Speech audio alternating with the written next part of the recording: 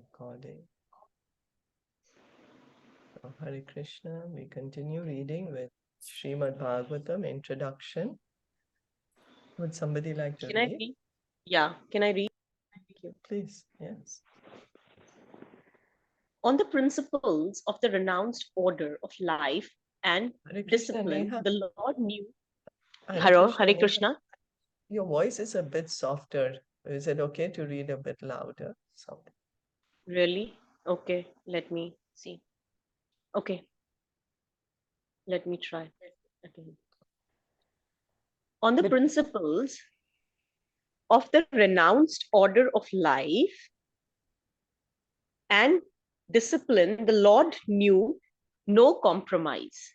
And therefore, even though he knew that the king was a great devotee, he refused to see the king only because the king was a dollar and cent man. By this example, the Lord wanted to emphasize the proper behavior for a transcendentalist. A transcendentalist has nothing to do with women and money. He must always refrain from such intimate relations. The king was, however, favored by the Lord by the expert arrangement of the devotees. This means that the beloved devotee of the Lord can favor a neophyte more liberally than the Lord. Pure devotees, therefore, never commit an offense at the feet of another pure devotee. An offense at the lotus feet of the Lord is sometimes excused by the merciful Lord, but an offense at the feet of devotee is very dangerous for one who actually wants to make progress in devotional service. So, as we were speaking yesterday, that Maharaj Prataparudra wanted to see Lord Chaitanya, but Lord Chaitanya refused. But later the devotees told him, you come dressed as a devotee. And, that's when Lord Chaitanya embraced him. The king sang Gopi Geet.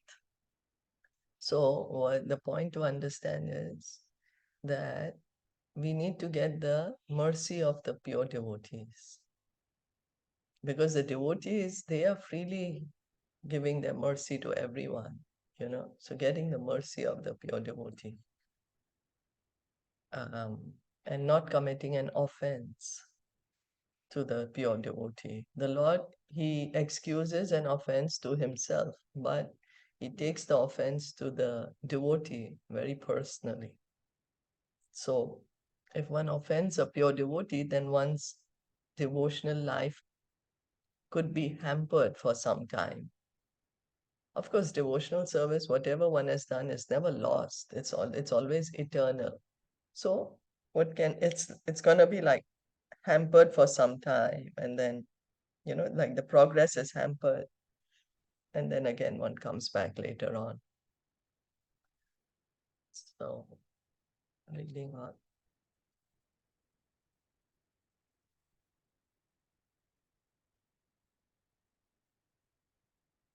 Hare Krishna. Uh,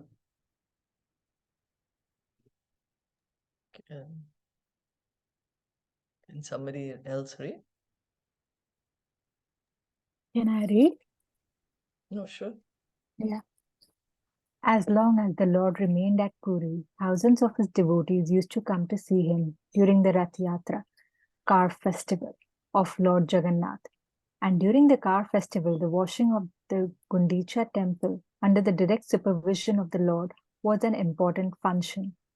The Lord's Congregational Sankirtana movement at Puri was a unique exhibition for the mass of people.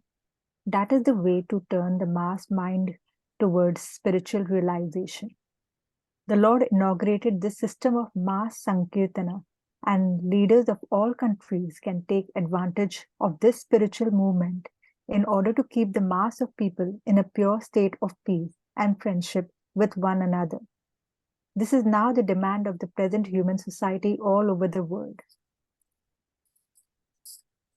So the washing of the Gundicha temple before Rath Yatra, in Jagannath Puri, at the Rath Yatra, the Lord, from the main temple where he resides, he's taken in the Rath to Gundicha temple. So because the Gundicha temple is mostly closed throughout the year, so Lord Chaitanya, he organized that before the Rath Yatra festival, he himself would go with some devotees and personally clean the temple and clean it very well. Cleaning of Gundicha temple signifies cleaning of our heart. That before the Lord can come and sit in our heart, the heart needs to be cleaned. And the heart can be cleaned by chanting the holy name, Cheto Darpanam Arjanam. What happens when we chant the holy name, then our heart gets clean. Then the Lord can come and sit in a clean heart. And Lord Chaitanya also, he organized the Sankirtana, congregational chanting. Anyone, everyone could take part. Everyone was taking part. All thousands and thousands of people chanting together. So Prabhupada is saying this is the way that one can bring unity in people.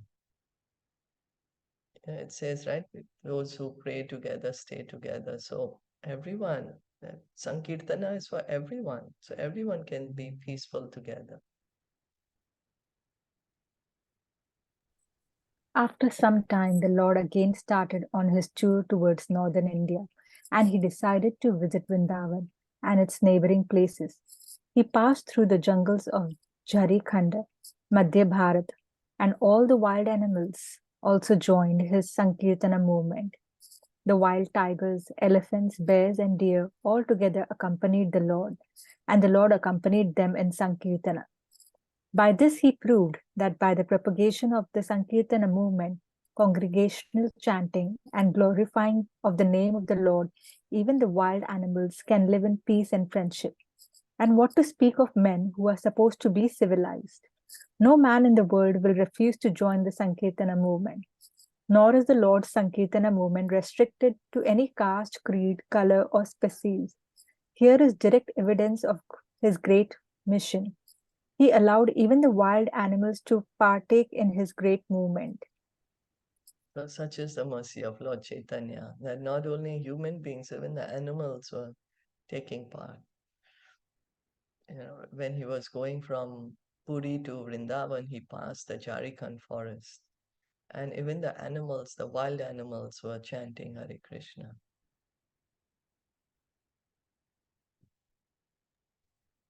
In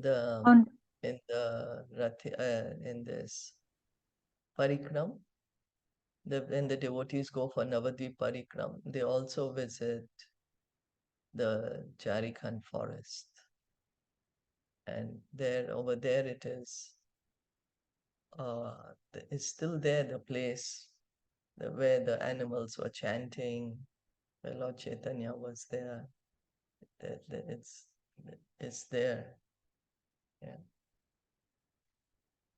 So we continue to read.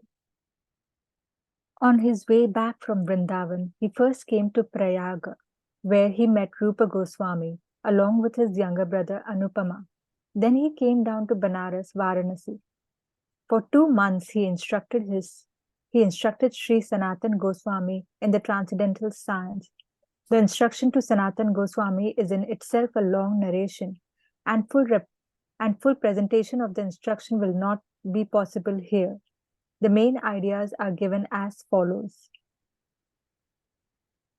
Oh, this we read in Teachings of Lord Chaitanya. Also the instructions to Sanatan Goswami. Srila Prabhupada has put it there. Continue to read.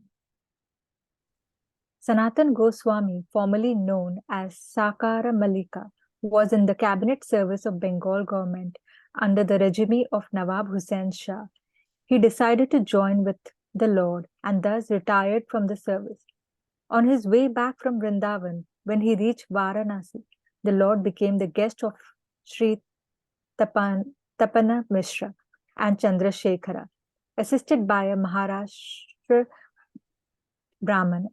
At that time, Varanasi was headed by a great sannyasi of the Mayavad school named Sri Pada Prakashananda Saraswati. When the Lord was at Varanasi, the people in general became more attracted to Lord Chaitanya Mahaprabhu on account of his mass and Kirtana movement. Wherever he visited, especially the Vishwanath temple, thousands of pilgrims would follow him. Some were attracted by his bodily features, and others were attracted by his melodious songs glorifying the Lord. Because Sanatana Goswami, he's called Sakara Malik. Rup and Sanatan Goswami both were ministers in the government of Nawab Hussain Shah. They were holding very important positions, and but somehow they met Lord Chaitanya, and then they gave up the service of the government. They went to Vrindavan. So here, the well, Rupa Goswami went first, and Sanatan Goswami went later, and then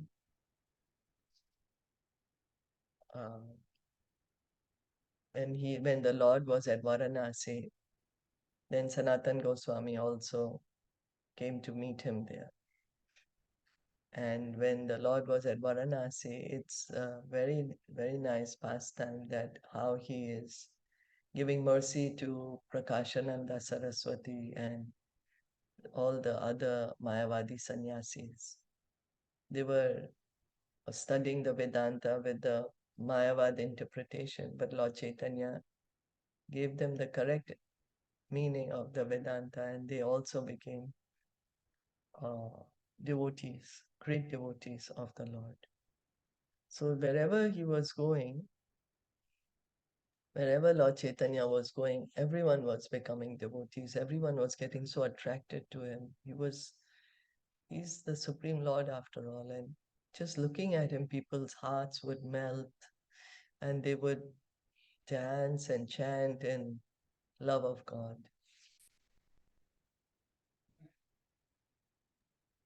The Mayavadi sannyasis designate themselves as Narayan. Varanasi is still overflooded with many Mayavadi sannyasis. Some people who saw the Lord in his Sankirtana party considered him to be actually Narayan, and this report reached the camp of great sannyasi Prakashananda. What? Because the difference is that the Mayavadi sannyasis, they call themselves as Narayan. Whereas the Vaishnavas, they understand that Narayan is the Supreme Lord and we are servants of Narayan. We are servants of Krishna. So anyway, looking at Lord Chaitanya, even the Mayavadi sannyasis could understand that he's Narayan himself, So they went to the leader, Prakashananda Saraswati. He got to hear of it. In India, there is always a kind of spiritual rivalry between the Mayavad and the Bhagavata schools. And thus, when the news of the Lord reached Prakashananda, he knew that the Lord was a Vaishnava sannyasi, and therefore he minimized the value of Lord before those who brought him the news. He deprecated the activities of the Lord because of his preaching the Sankirtana movement, which was, in his opinion, nothing but religious sentiment. Prakashananda was a profound student of the Vedanta, and he advised his followers to give attention to the Vedanta and not to indulge in Sankirtana. So Prakashananda Saraswati was saying, oh, what is this? This sannyasi only chanting and dancing, he's not studying the Vedanta, whereas sannyasi is supposed to study Vedanta. That's how he was telling people to disregard him, or that he's just a sentimentalist, he's not a scholar, whereas sannyasi is supposed to be studying the Vedanta. One devotee Brahmana who became a devotee of the Lord did not like the criticism of Prakashananda, and he went to the Lord to express his regrets. He told the Lord that when he uttered the Lord's name before the sannyasi Prakashananda, the latter strongly criticized the Lord. Although the Brahmana heard Prakashananda uttering several times the name Chaitanya, the Brahman was astonished to see that the sannyasi Prakashananda could not vibrate the sound Krishna even once, although he uttered the name Chaitanya several times. Of course, the devotees, they don't like to hear the criticism of the Lord. And so they went and told Lord Chaitanya, but Lord Chaitanya was like, didn't didn't care much about it, you know.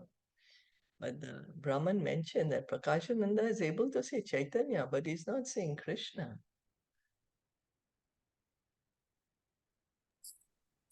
The Lord smilingly explained to the devotee Brahmana why the Mayavadi cannot utter the holy name of Krishna. The Mayavadis are offenders at the lotus feet of Krishna. Although they utter always Brahma, Atma, or Chaitanya, etc., and because they are offenders at the lotus feet of Krishna, they are actually unable to utter the holy name of Krishna. The name Krishna and personality of Godhead Krishna are identical. There is no difference in the absolute realm between the name, form, and person of the absolute truth, because in the absolute realm, everything is transcendental bliss. There is no difference between the body and the soul for the personality of Godhead, Krishna. Thus, he is different from the living entity who is always different from his outward body. Because of Krishna's transcendental position, it is very difficult for a layman to actually know the personality of Godhead Krishna, his holy name and fame, etc. His name, fame, form, and pastimes all are one and the same transcendental identity, and they are not knowable by the exercise of the material senses. So Lord Chaitanya is saying because he is an offender at the lotus feet of Krishna, that's why he's not able to say the name of Lord Krishna. Lord Krishna is the Supreme Personality of Godhead. He's the absolute truth. So on the absolute platform, there is no difference between the person, his name, his paraphernalia, his qualities, his pastimes. It's all Krishna. It's all the person. There's no difference. For us, there's a difference when we are saying water. It doesn't mean we are tasting water, our thirst is being quenched. No, the object and the name is different. Yeah, but on the absolute platform, Krishna and his name is non-different, is Krishna himself. And because the Mayavadi, he is an offender at the lotus feet of Krishna, he is unable to say Krishna's name.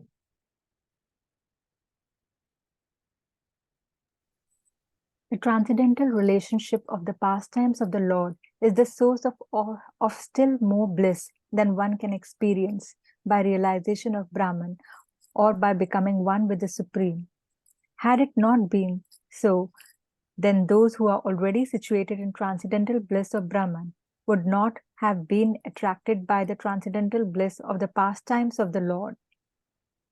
One who's a Brahmavadi, who's understood that God is the Brahman, one who's understood that he's understood that I I am spirit soul, I am Brahman, but there is a para Brahman, and that is God. So he's understood the Brahman realization of God, understanding God as formless, but he's understood that he's not God, that God is higher than him.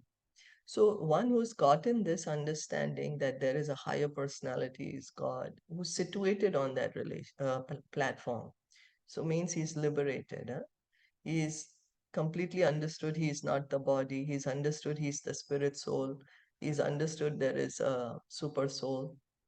Even they, when they hear the pastimes of Lord Krishna, get attracted to engage in devotional service. They also get attracted to hearing more and more the pastimes of Krishna. Because sure, there is bliss, there is happiness in realizing oneself as spirit soul.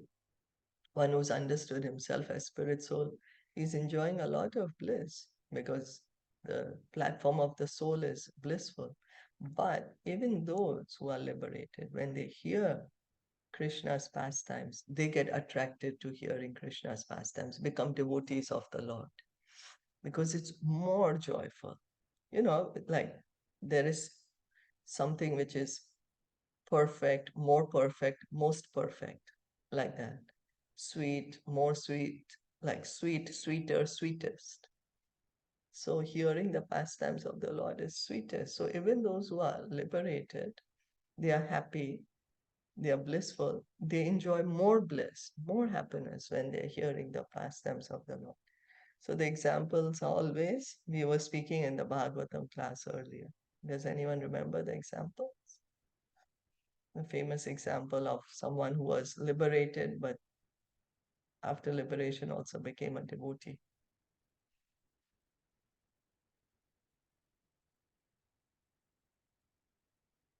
Sukadev Goswami and four Kumaras.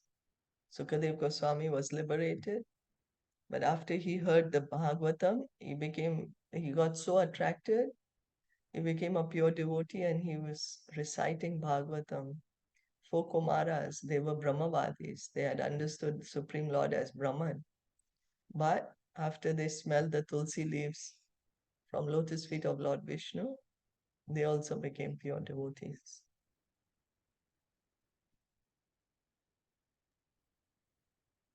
After this, a great meeting was arranged by the devotees of the Lord, in which all the sannyasis were invited, including the Lord and Prakashananda Saraswati.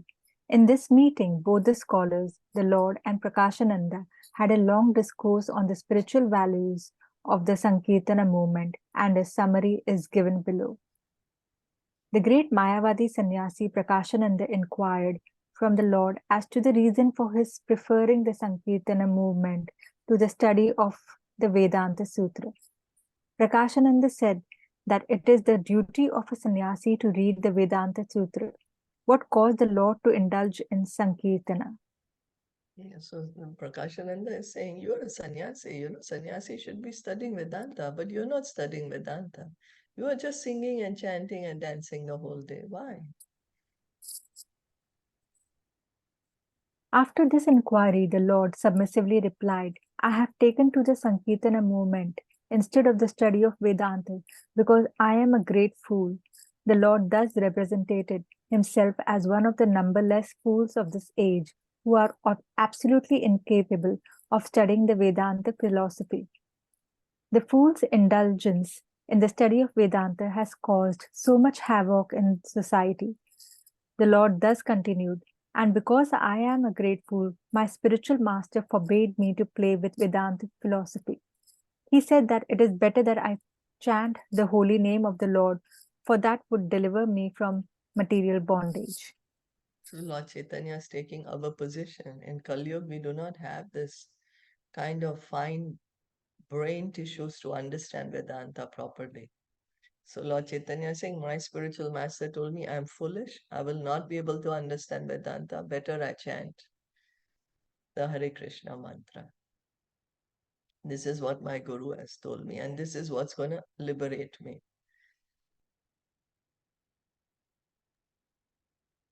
In this age of Kali, there is no other religion but the glorification of the Lord by utterance of his holy name, and that is the injunction of all the revealed scriptures. And my spiritual master has taught me one sloka from Brihadaranyaka Purana. Hare Nama, Hare Namaiva Kevalam. Kalau Nashti, Eva Nashti, Eva Nashti, Eva Gatir, Anyatha. So on the Lord order of I'm yes, sorry. I'll just so Lord Chaitanya said, well, my guru told me that I'm a fool, chant Hare Krishna mantra and get out of this material world, get liberation. And he's saying, my guru has taught me this one mantra which is in Brihadaranyaka Purana. Hare Nam, Hare Nam, Hare Nam Eva Kaivalam, Kalau Nasteva, Nasteva, Nasteva Gatiranyatha. That in this age of Kali, in this age of hypocrisy, the only way of perfection is to chant the holy name, the holy names of God. There is no other way, there is no other way, there is no other way. So if at all we want perfection, we want liberation, in this age of Kali, we are recommended to chant the holy names. And then it's repeated 3 times. There is no other way, there is no other way, there is no other way. It's not that there is a grammatical mistake or something, but for emphasis to bring to our attention that there is no other way. Kali Yuga Dharma, Hari Nam Sankirtan. The Yuga Dharma of this age is Harinam Sankirtan, congregational chanting of the holy names. So, on the order of my spiritual master, I chant the holy name of Hari, and I am now mad after this holy name. Whenever I utter the holy name, I forget myself completely, and sometimes I laugh and cry and dance like a madman. I thought that I had actually gone mad by this process of chanting, and therefore I asked my spiritual master about it. He informed me that this was the real effect of chanting the holy name, which produces a transcendental emotion that is a rare manifestation. It is the sign of love of God, which is the ultimate end of life. Love of God is transcendental to liberation, mukti, and thus it is called the fifth stage of the spiritual realization, above the stage of liberation. By chanting the holy name of Krishna, one attains the stage of love of God, and it was good that fortunately I was favored with the blessing. Lord Chaitanya is continuing that, oh, I started chanting, and the more I chanted, the more I relished the chanting. And it came so that I became like a madman. I was crying and chanting and dancing, and I just couldn't stop. So I thought, what, have I lost it?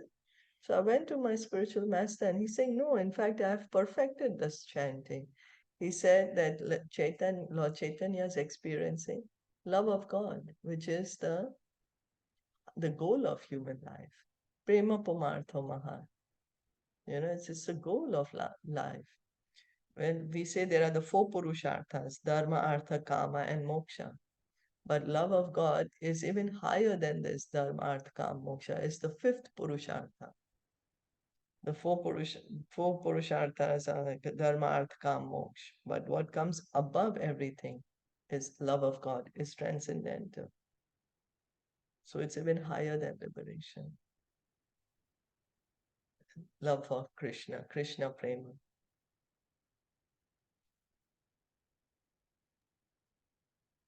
On hearing this statement from the Lord, the Mayavadi sannyasi asked the Lord what was the harm in studying the Vedanta along with chanting the holy name. Prakashananda Saraswati knew well that the Lord was formerly known as Nimmai Pandita, a very learned scholar of Navadvipa, and his posing as a great fool was certainly to some purpose. Hearing this inquiry by the sannyasi, the Lord smiled and said, "My dear sir, if you do not mind, I will answer your inquiry." Yes, so he's saying you're a great scholar, so you can sing and chant and dance, and you can still study the Vedanta. So let's see what the Lord says.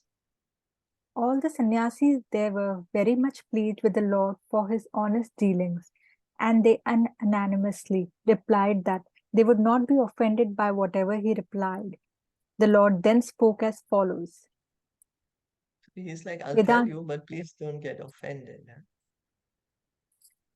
Vedanta Sutra consists of transcendental words or sounds uttered by the transcendental personality of Godhead.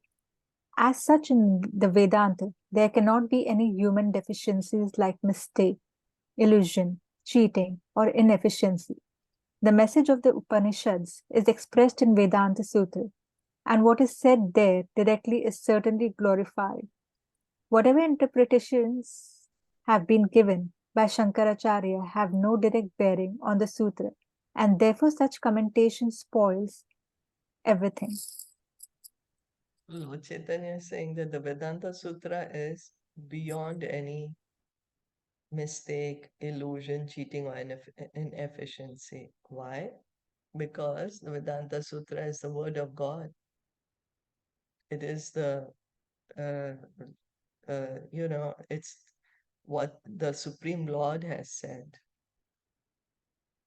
So there's no mistake. But what has happened is the Shankaracharya's interpretation. He's interpreted the sutras in such a way which has distorted the meaning of God's words. He's misinterpreted.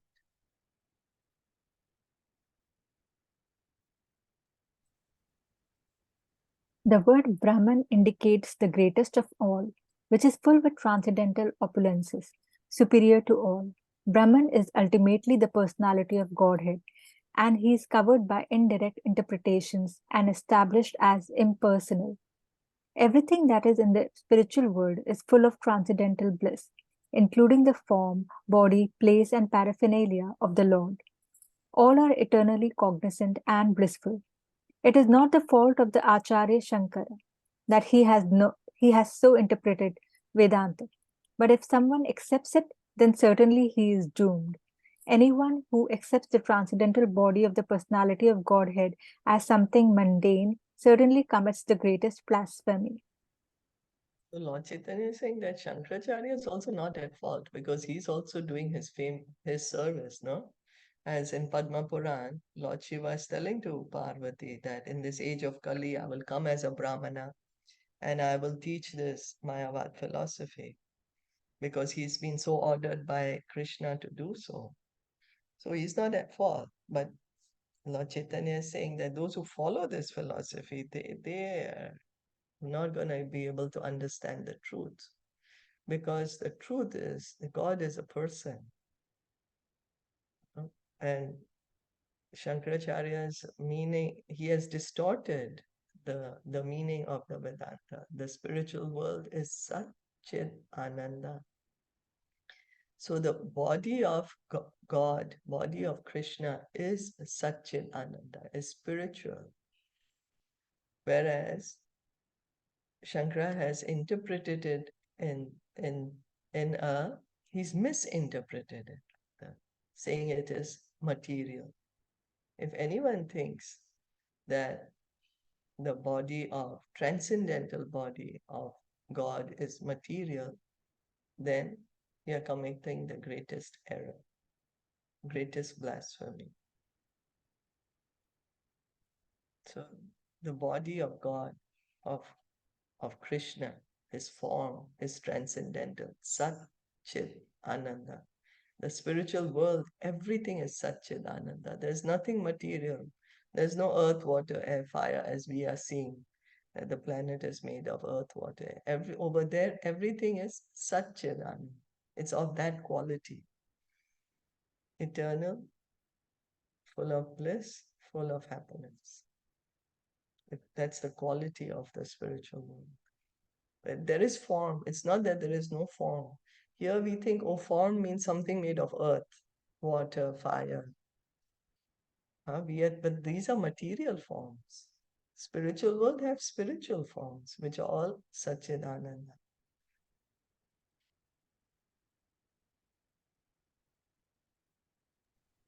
Anyone wants to continue to read? I can read. Thank you, Hare Krishna. The Lord thus spoke to the sannyasi almost in the same way that he spoke to the Bhattacharya of Puri, and by forceful arguments. He nullified the Mayavada interpretations of the Vedanta Sutra. All the sannyasis there claimed that the Lord was the personified Vedas and the personality of Godhead. All the sannyasis were converted to the cult of bhakti. All of them accepted the holy name of the Lord Sri Krishna, and they dined together with the Lord in the midst of them. After this conversion of the sannyasis, the popularity of the Lord increased at Varanasi, and thousands of people assembled to see the Lord in person.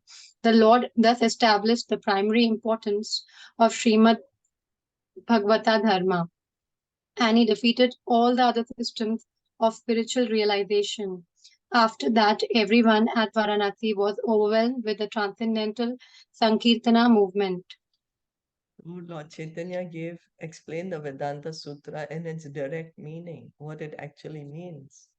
And the sannyasis, just as he told to Sarvabhauma Bhattacharya, he gave him the direct meaning of Vedanta Sutra, not the misinterpretation. And so the sannyasis, they understood, oh my God, this is the Supreme Lord himself. Otherwise, who else could explain the Vedanta Sutra in this way? And they also became devotees of the Lord. They started chanting the holy name. And Prakashananda Saraswati, he was like a very powerful person at that time, a leader of the sannyasis. And he's become a devotee and his followers have become devotee. that encouraged even more and more people to become devotees, to take up chanting of the holy name, take up chanting of the Hare Krishna mantra.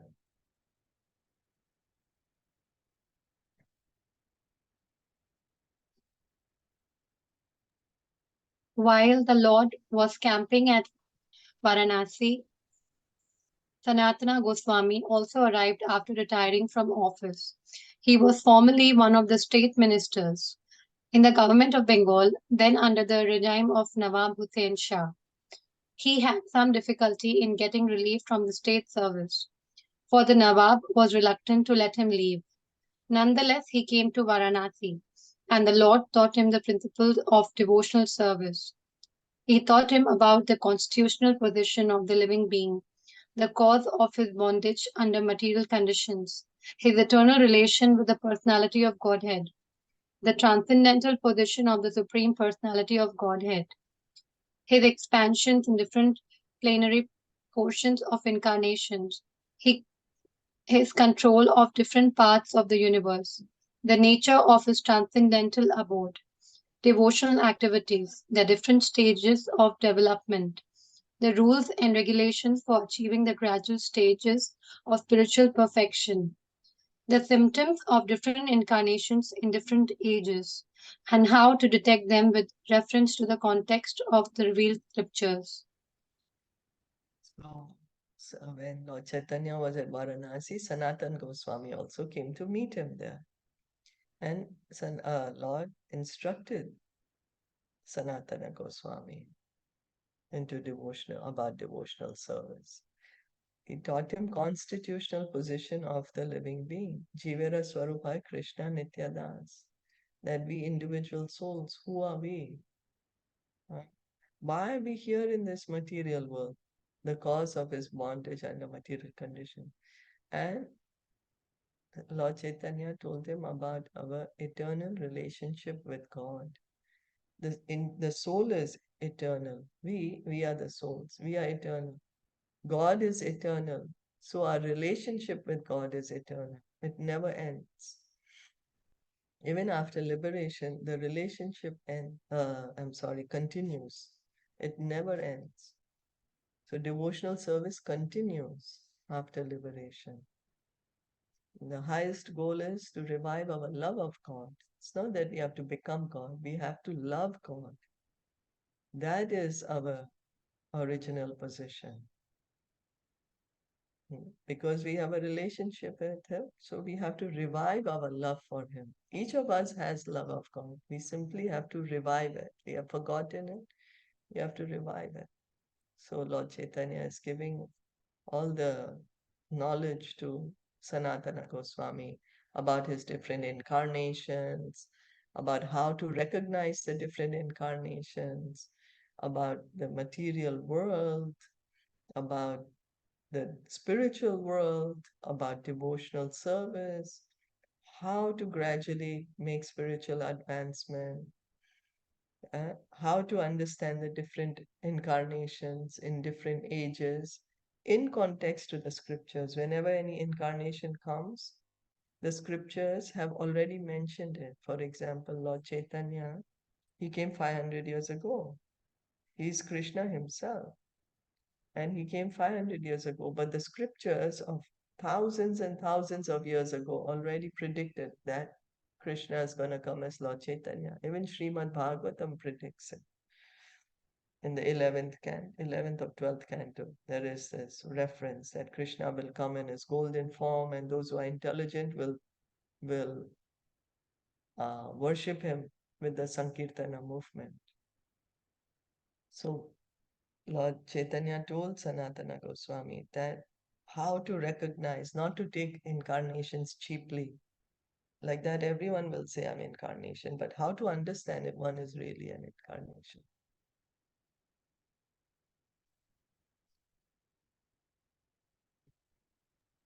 The Lord's teaching to Sanatana Goswami form a big chapter in the text of Sri Caitaniya Caritamita, and to explain the whole teachings in minute details will require a volume in itself.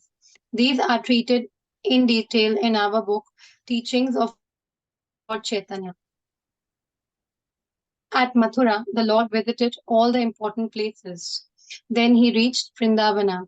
Lord Chaitanya appeared in the family of a high caste Brahmana, and over and above that, as a sannyasi, he was the preceptor for all the varnas and ashramas, but he used to accept meals from all classes of Vaishnavas.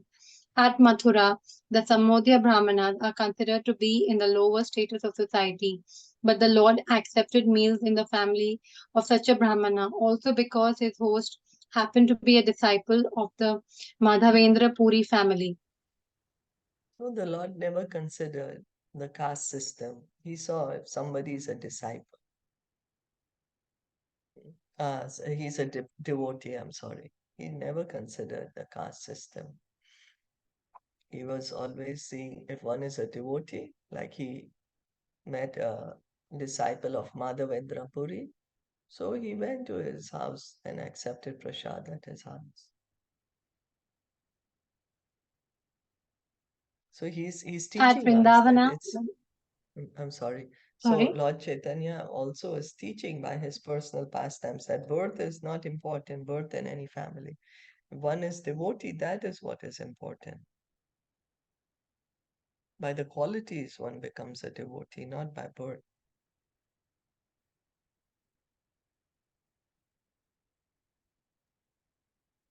At Vrindavana, the Lord took bath in 24 important bathing places or ghatas.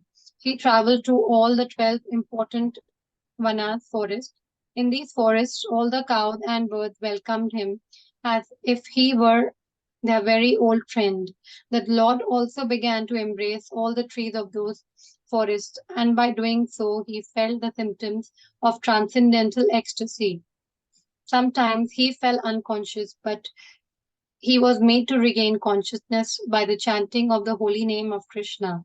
The transcendental symptoms that were visible on the body of the Lord during his travel within the forest of Vrindavana were all unique and inexplicable. And we have just given a synopsis only. So he's so happy to go back to Vrindavan, and Vrindavan is so happy to see him. The trees, the cows, the birds, they are happy to see him, and he is happy to be there back in his Vrindavan. He's in the mood, this is Lord Krishna in the mood of Srimati Radharani. So he's feeling this intense love, and because of this intense love, he's experiencing ecstatic symptoms. No one can imitate these symptoms. These are highest symptoms of love.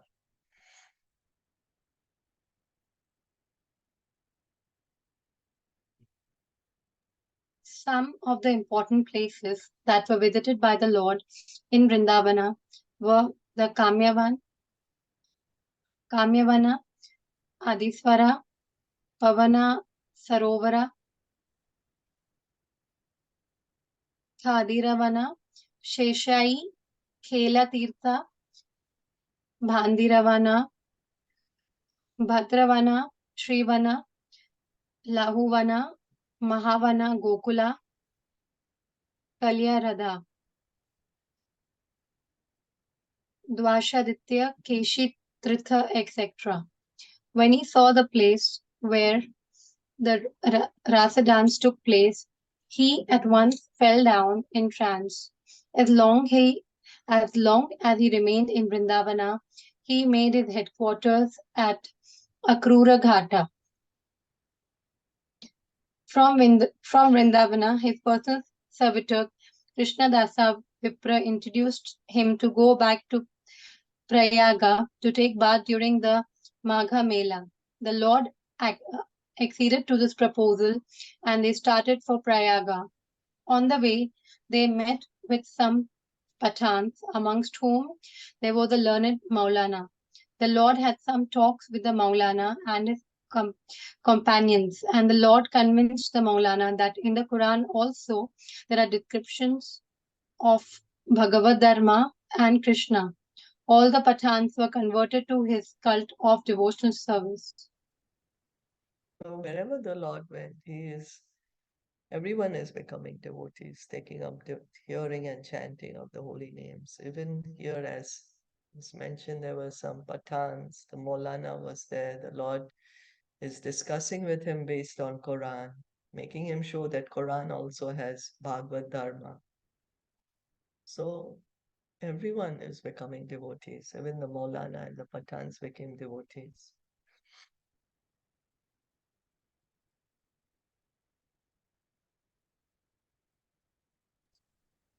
Anyone else wants to read? Okay, I can. Hare Krishna. When he returned to Prayaga, Srila Rupa Goswami and his youngest brother met him near Bindu Madhava temple. This time the Lord was welcomed by the people of Prayaga more respectfully. Vallabha Bhatta, who resided on the other bank of Prayaga in the village of Dila, was to receive him at his place. But while going there, the Lord jumped in the river Yamuna. With great difficulty, he was picked up in an unconscious state. Finally, he visited the headquarters of Vallabha Bhatt. This Vallabha Bhatt was one of his chief admirers, but later on he inaugurated his own party, the Vallabha Sampradaya. So the Lord went to Prayag. Then at Prayag he met Rupa Goswami, and he instructed Rupa Goswami at the Meda Ghat. And then he met Vallabh Bhatta. Vallabh Bhatta was first a follower of Lord Chaitanya, but later on he created his own sampradaya. Still there. But they are not followers of Lord Chaitanya.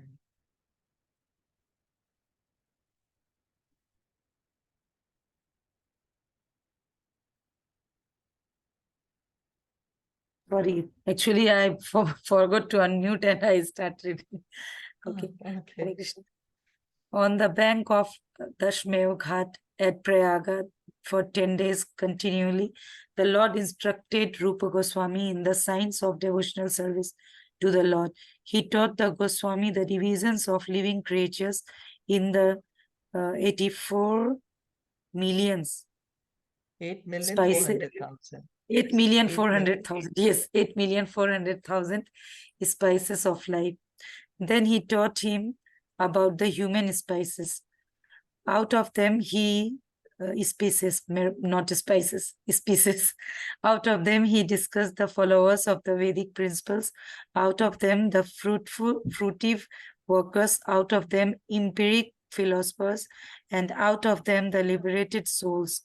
He said that there are only a few who are actually pure devotees of Lord Sri Krishna. So he's instructed Rupa Goswami for 10 days at Prayag at the Dashasvamedha Ghat, and he's telling him there are 8,400,000 species of life. Now, out of this 8,400,000, only 400 are human. Now, out of this human species, not all follow Vedic principles. Barely any few follow Vedic principles. Now, the few, those who follow Vedic principles, then most of them would be fruitive workers working working to enjoy the fruits of their activities. Then out of this, barely few would be the trying to understand difference between spirit and matter, the spirit and the soul and the matter. Now, out of this, barely a few would actually be liberated. And out of these few liberated, barely a few would actually be a devotee of Krishna, pure devotee of Krishna. So, trying to understand that a pure devotee of Krishna is so rare. So rare.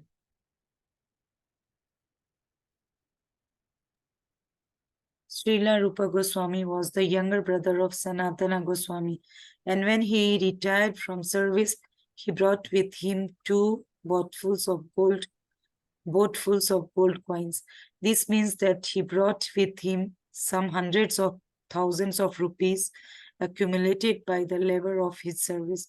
And before leaving home for Lord Chaitanya Mahaprabhu, he divided the wealth as follows: 50% for the service of Lord and his devotees, 25% for the relatives, and 25% for his personal needs in case of emergency. In that way, he set an example for all householders. So Rupa Goswami, he's retired. He retired, so and he has wealth. So the wealth, how did he distribute his wealth after he's retired? 50% he gave to Krishna conscious activities, 25% to family, 25% he kept for emergency. So he's made a standard. Of course, a person might not be able to follow this standard because they might not yet be retired, still have a lot of family obligations, you know. But the idea is that this is the standard and at least some percentage can be given in this way. If not 50%, something can be given to the service of the Lord and his devotees.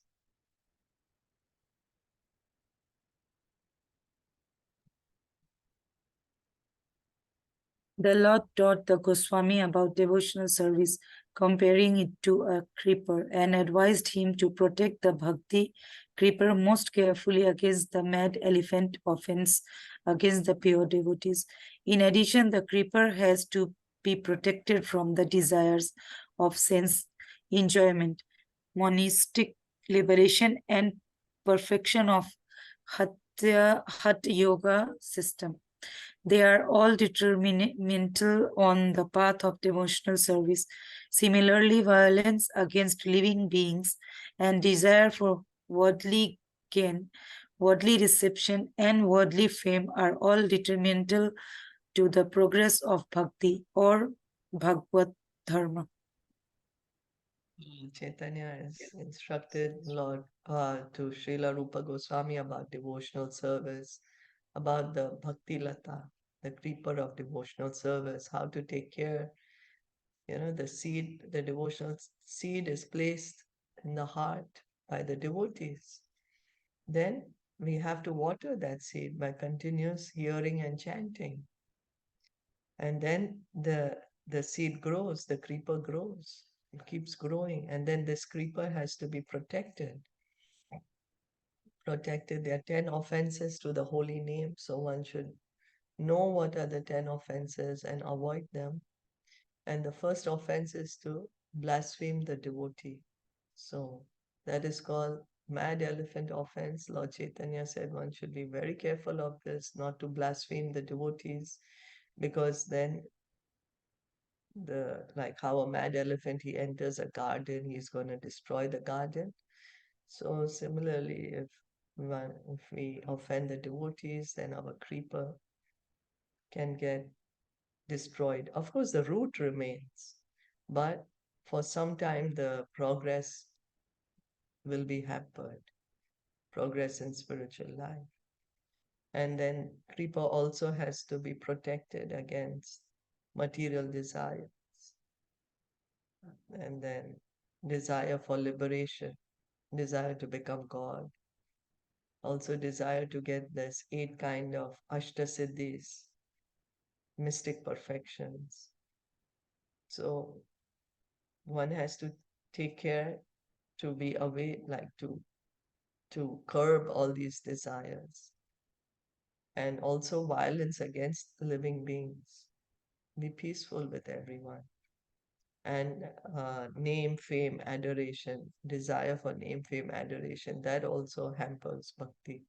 So Lord Chaitanya is saying one should be careful about these things and continue engage in devotional service, protect the creeper of devotional service.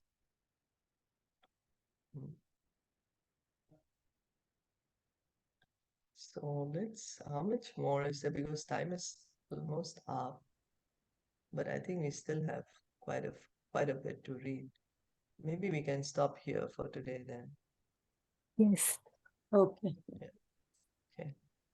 So thank you all so much for listening and enjoying. And Srila Prabhupada ki jai, Srimad Bhagavatam ki jai, Gaur Bhakta Vrinda ki jai. Hare